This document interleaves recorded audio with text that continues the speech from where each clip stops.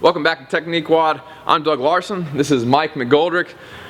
You can find us at barbellshrugged.com. This is video 2 out of 2 for muscle ups. We did in video 1 we did strict muscle ups, and now we're going to go over kipping muscle ups. So Mike is going to talk about the majority of the details, and I'm going to talk a little bit about scaling the transition. So Mike, go ahead and take it away. Thanks, Doug.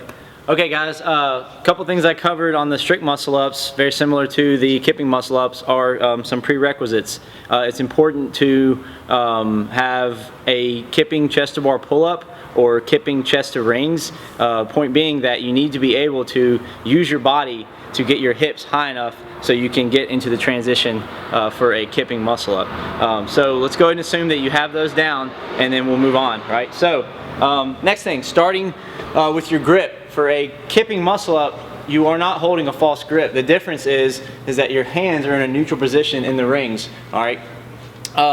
Common misconception that people have is that you grip the rings like you're doing a pull-up on a pull-up bar, right? So the rings aren't necessarily above the calluses on your hand, right? They're in the palm still, right? When you do a pull-up, I'll show you right here, the hand, your grip is above your calluses, right? So for a kipping muscle up, it's still in the palm, right? If you have, if you're a coach and you see some people who are actually able to get their body up high enough to kip, and they get stuck here each time, and it looks like they can't finish the transition, it might not be that they're kipping incorrectly or their transition's wrong. It's probably because they're gripping it incorrectly, all right? So if their hand is, if the ring is above the callus in their hand, that's probably where they're going wrong. All right, so that being said, remember, rings go through the palm of your hand, okay?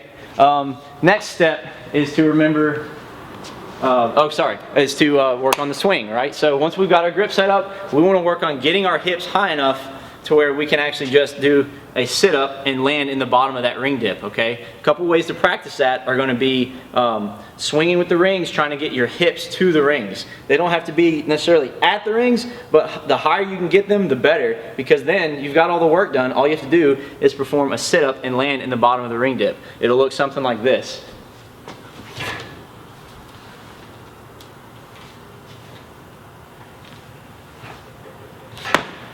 Okay, so if you can get your hips high enough, your body is horizontal, in a horizontal position, parallel to the floor. The next step is just to perform a very fast sit-up. Okay, what this is going to do is going to land you deep in the bottom of a ring dip, and then from there you kip out of the ring dip. Okay, so it'll look, the transition will look something like this.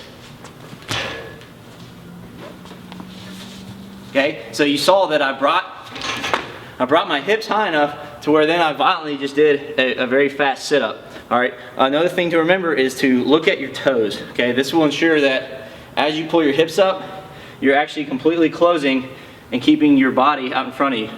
Whereas if you were to kip, bring your hips up high, and do a sit-up, your body may stay straight up in the air where you want to be closed. Okay, so one more time, full speed. And then you press out. Couple of good tips Doug's going to show you now on how to practice that transition using a band. Alright, so the transition's probably one of the tougher parts of this movement.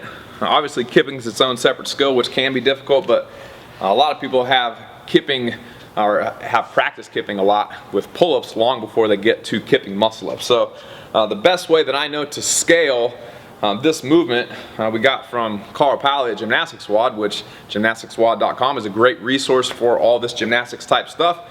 And so what he suggests, and what has worked very well for us, is to pull the band through. I usually put it through my 2 fingers right there, if you can see that.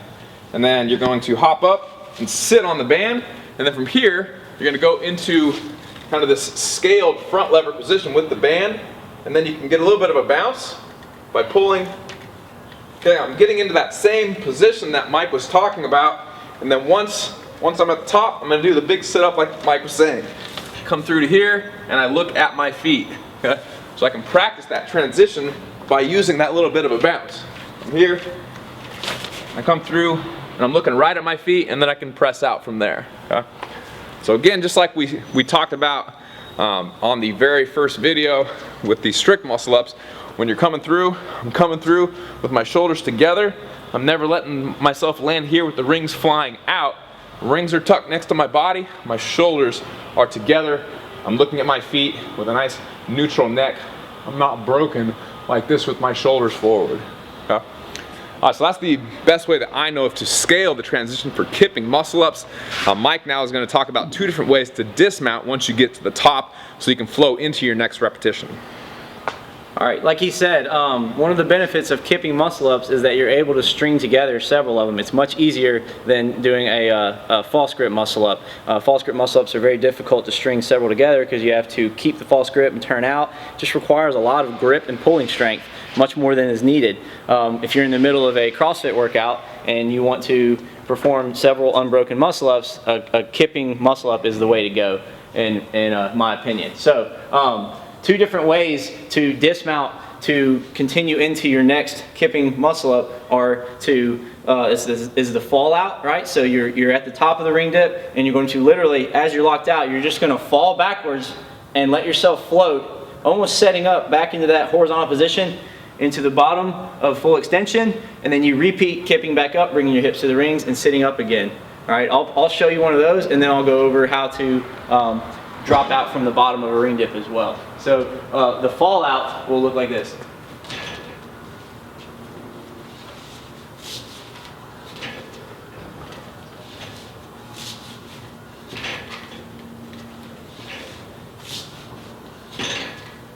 Okay, pretty effortless once you get it down. The next one is just a different taste. Some people like to come down into the bottom of a ring dip and then fall back. It requires less energy than the fall out, in my opinion, because you're not falling as fast, but they are not as fast as the fall out maneuver. So look something like this.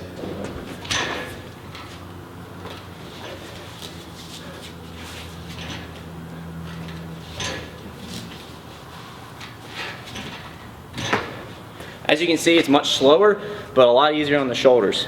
Doug, do you have anything else? That's it. If you have any questions about muscle ups and you want to contact me or Mike, you can go to barbellshrugged.com, click the Ask a Question tab at the top of the page and fill out that short survey, or you can go to Twitter and ask us a question at Barbell Shrugged on Twitter. If you like this video or any of our other videos, make sure to share it on your Facebook wall by clicking share and then the Facebook icon, and then also like it. Thanks, Shrug Thugs.